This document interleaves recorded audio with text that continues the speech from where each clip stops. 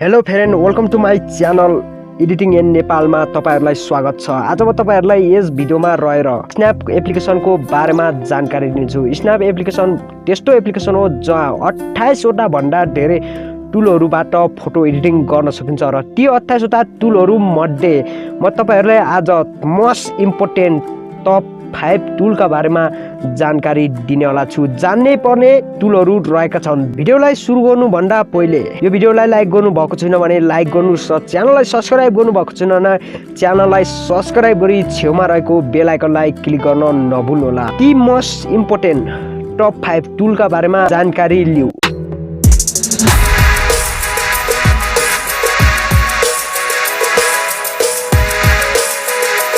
ती most top 5 snap टुलको बारेमा जानकारी दिने मध्ये टप 1 टुलमा रहेको छ लेन्स ब्लर अप्सन रहेको छ, जुन तपाईले स्न्याप ओपन गरिसकेपछि टुल्स भन्ने अप्सनमा क्लिक गरी लेन्स ब्लर जुन भिडियोमा देखिरहनु भएको छ त्यसमा क्लिक गर्नु होला।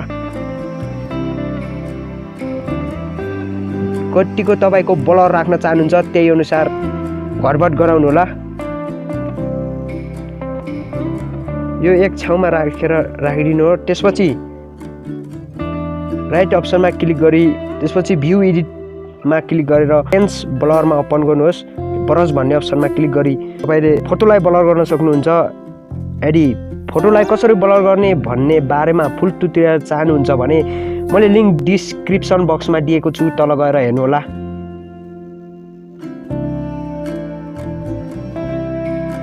जुन म भिडियोको स्क्रिनमा देखाइरहेको छु, जुन कुन ठाउँमा ब्लर गर्न चाहनुहुन्छ त्यो ठाउँ बाहेक ब्लर नगर्न चाहनेमा इरेज गर्नु होला।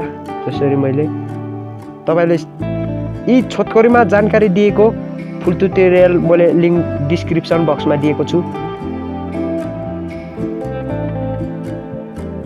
तपाईले आफ्नो इच्छा अनुसार आफूले मेहनत गरेर बनाउनु भयो भने डेफिनेट पनि धेरै राम्रो बन्नेछ। मैले लिंक डिस्क्रिप्सन बक्समा दिएको छु, त्यहाँ गएर हेर्न सक्नुहुन्छ। नम्बर 2 टुलमा रहेको छ सेलेक्टिभ टुलमा क्लिक गर्नुहोस्।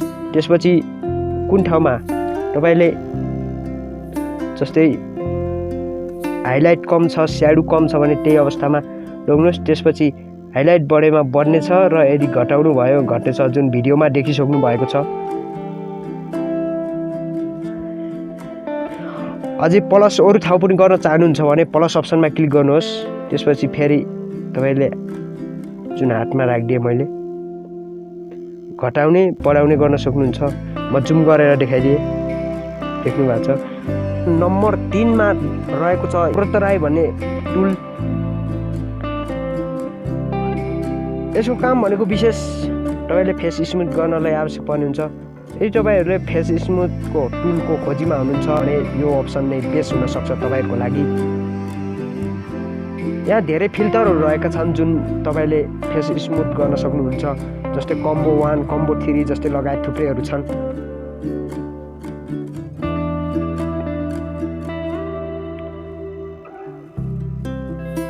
यसैगरी तपाईहरुले यो टुलहरुको प्रयोग गर्न सक्नुहुनेछ। अर्को नम्बर 4 मा रहेको छ टाउन इमेज भन्ने, यसमा क्लिक गर्नुहोस्। यसको काम भनेको विशेष ब्राइटनेस हैन, घटबड गराउन सकिने, हाइलाइट, स्याडो भयो, थुप्रै अप्सन छ। सेचुरेसन घटाउनु पर्ने छ भने घटाउने बढाउने, यसबाट तपाईले ब्यालेन्स मिलाउन सक्नुहुनेछ। अहिलेको लागि म यसलाई कट गरिदिए। 28 वटा टुल मध्येमा 5 मा छ डुप्लेट एक्सपोजर, जुन यसमा क्लिक गरे।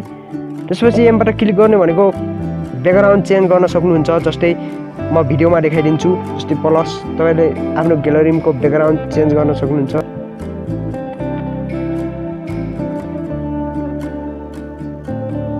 जस्तै म ग्यालरीबाट ओ एड गरे, जुन कतिको देखाउन चाहनुहुन्छ घटी बढी तपाईको इच्छा। त्यसपछि लाइट गराउनु ओभरली भयो गराए। त्यसपछि राइट भन्ने अप्सनमा क्लिक गर्नुहोस्। भ्यू एडिटमा क्लिक गर्नुहोस्। त्यसपछि डुप्लेट एक्सपोजरमा क्लिक गरी ब्रश भन्ने अप्सनमा क्लिक गरेर तपाईहरुले ब्याकग्राउन्ड चेन्ज सजिलै गर्न सक्नुहुन्छ। जस्तै म गर्न सक्नुहुन्छ। जुन भिडियोको ब्याकग्राउन्ड कसरी चेन्ज गर्ने भनेर फुल भिडियो हेर्न चाहनुहुन्छ भने मैले लिङ्क डिस्क्रिप्सन बक्समा दिएको छु, त्यहाँ गएर हेर्न सक्नुहुनेछ। र आजको लागि मैले छोटाछोटी इन्फर्मेसन मात्र दिएको हो यो टुलको बारेमा।